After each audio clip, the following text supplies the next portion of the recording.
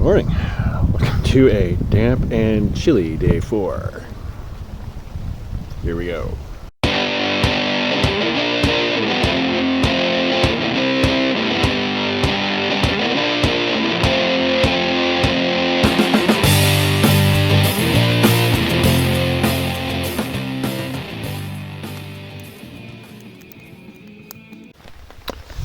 It started raining at about 4:30 this morning, so I basically just kind of kept waking up, going back to sleep till about 8:30 when it had stopped raining. Got up, had enough time to make breakfast, make a couple coffees, and pack stuff back up, and it just started raining again now, but yeah, I'm good. I can put my feet up against that tree right there and read a book. It's supposed to clear up by, I think, around noon. I don't even know what time it is right now. It's probably about 9:30. And yeah, it's supposed to turn out to be actually really nice by 6 tonight. So we'll see how it goes. I think I see somebody trying to get a fire going with their wet wood, which reminds me, I'm going to have to go get some more firewood today. I think I know. I found a... oh, it's so shaky. There we go. I think I found another dead standing tree not too far from the campsite, so I'll go cut that down later and we'll cut it up, burn it. You may remember a little while ago I said something along the lines of coffee is life. I know some people are going to disagree with me and say you can't live without water. Well, okay, that's true, but you also need water to make coffee, so coffee is life. Anyway, I'm getting a little low on water. I got about 1.5 liters left. I probably go through about 3 liters a day. So it's time to get some more. And as nice as this lake is, I am not about to stick my cup in there and use it to make coffee. So I have a Ketadine Hiker Pro filter, which I will run the lake water through. And then I've also got some purification tablets that I throw in. I gotta get that sponge out of there. That I throw in just for good measure. One of the things you want to make sure you do with these is make sure you want to keep the inlet tube and the outlet tube, which I'll show you in a minute, in separate bags. You don't want them to touch because obviously there's potentially contaminated water in the inlet tube. So we'll throw that in there. One of the things I really like about this is the climb vest and backpacks that I use come with a 3-liter hydration pouch, and the Hiker Pro comes with a quick release valve right there. So it connects solidly, pumps right into the bag. You don't have to worry about angles or flow or anything. It's awesome.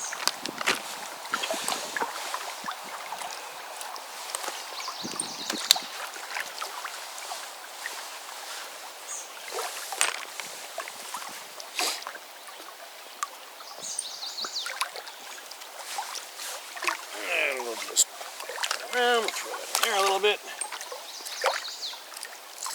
and just start pumping. Oh! Make sure the outlet hose is attached firmly, otherwise you basically just pump filtered lake water right back into the lake. There we go.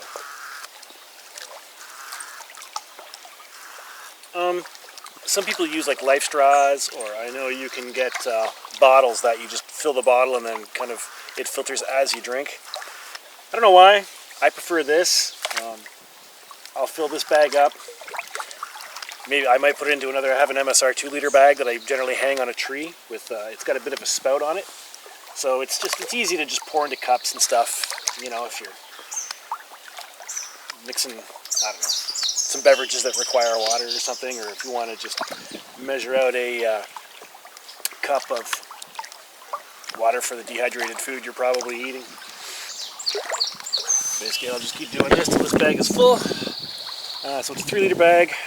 The purification tablets I have do 3/4 of a liter each, so I'll just, when I've got this full, I'll pack this up, throw 4 of those tablets in, let it sit for a bit, shake it around every once in a while, and 10-15 minutes it's good to drink.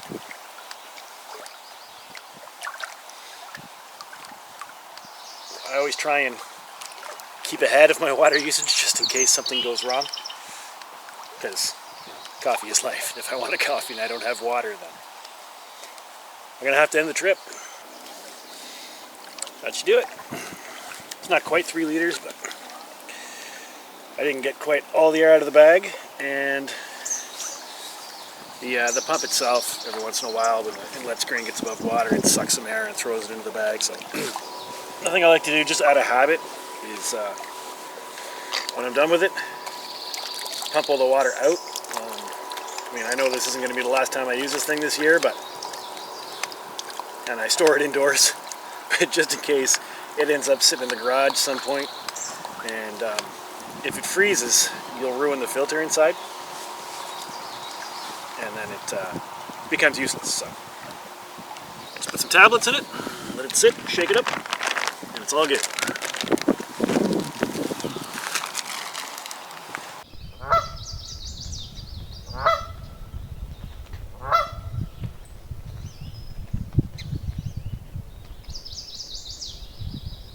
There's a goose back there. I don't know if you're able to see him or not.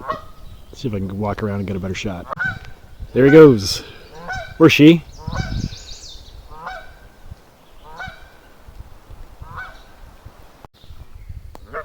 The cobra chicken is back. And he brought a friend. Or she. They. Oop.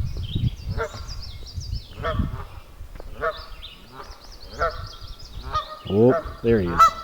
I can't see it in the camera. There.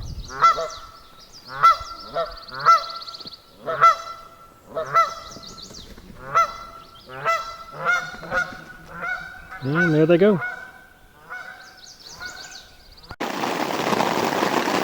pretty sure this was the rain we were expecting. Ended up making an addition to the tarp.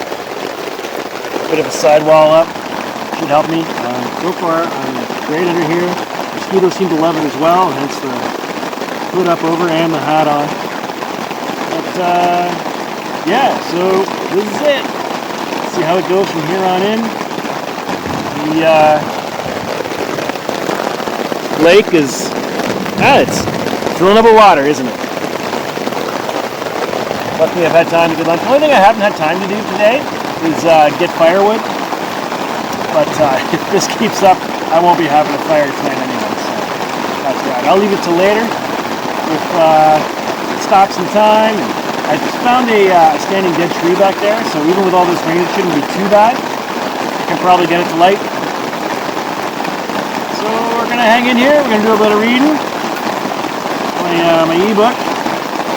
Just got Hitchhiker's Guide to the Galaxy again. I read it decades ago. Forgot how good it was. If you haven't read it, read it. It's amazing. By Douglas Adams. Anyway, yeah, so I'm going to hang out here for a little while.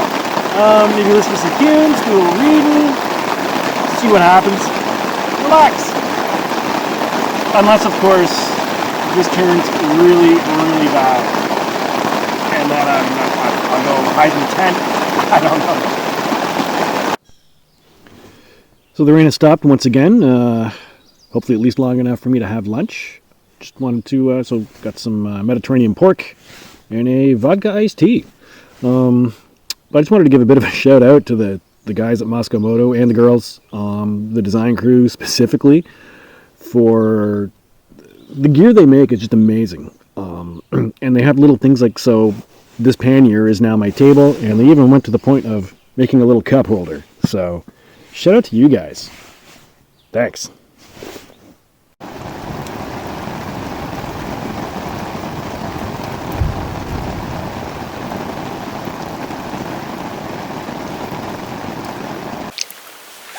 So another thing that I need to do kind of around camp is charge stuff.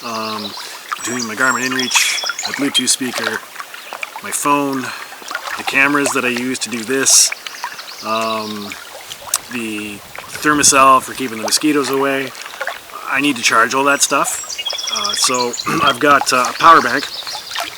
It's 27,000 milliamp hour power bank. And a 28 watt solar panel, which I love actually. What I'll do is I'll just set this out for the day, plug the power bank into it for sure, And then because if I get a day where it's not sunny, then I need something to charge stuff with. I've got the power bank. It's just kind of what I use as a reserve. Other than that, so I can plug two things into the solar panel at once. And inReach takes priority, obviously. I'll check the battery on it. If it's below 50%, it gets plugged in for sure. And then it depends on what I'm doing. Like the Bluetooth speaker I've got has got about a 24-hour runtime. So I mean, I haven't plugged it in for like 3 days. It'll probably end up in there sometime after the thermocell. The thermocell ended up dying on me at the end of the night last night, and I got the feeling I'm going to want it again tonight. So right now it's got priority. The inReach is pretty much full. I'd rather have the music last a little less, and if I need to, I can always plug the Bluetooth speaker into the power bank.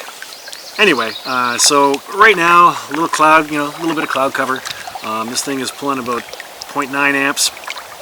I've seen on a really bright, like kind of intense sunny day, I've seen it do up to 2.3, 2.4 amps, and which charges stuff fairly quickly. I will not go on a trip without it. It's amazing. So I decided that I'm going to want that wood anyway. So I figure if I can burn it tonight, awesome. If not, I don't think Forrest and I have, it's very rare that we bring too much wood. So we can probably use it anyway. And if we don't use it, then you know what, it'll be here for the next people. There's been times where I've pulled into sites and there's been a bunch of firewood left. It hasn't happened for a little while, but sometimes you get lucky and it's nice. So I'm just going to take my saw. This bought this a little while ago. I wasn't sure if I'd like this style, so I bought like the cheapest one I could find. But it works well enough that I think I'm actually maybe going to buy a slightly better one next season.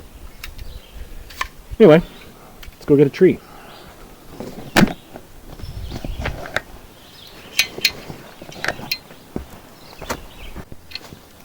So this is dead. It's still a fair bit bigger than what I can probably get back to this side or whatever, but we'll bring it down.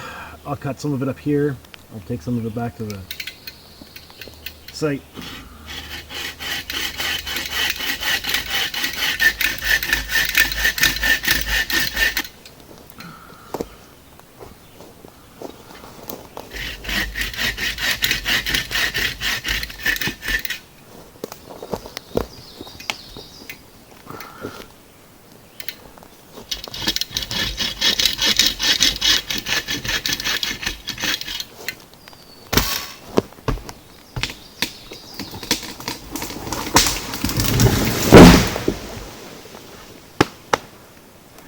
There we go. So just spent the last couple hours, hour and a half maybe, just sitting there looking out at the lake and listening to the animals, watching them, having a good time. Dragged parts of that tree up, got it all ready to go. Weather forecast says that I should be good for rain tonight, and yeah, so I've got everything all set up. There is the fire all ready to go.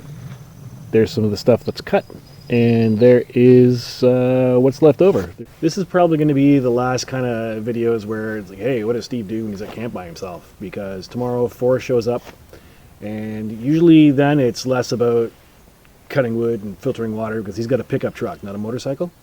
So he brings water and firewood and all that stuff. So when he's here, it's usually more about shenanigans. So we'll see how the video from the next few days goes. Till then, I'm going to get this fire going and sit by it, listen to some music, and then climb into the tent for the night.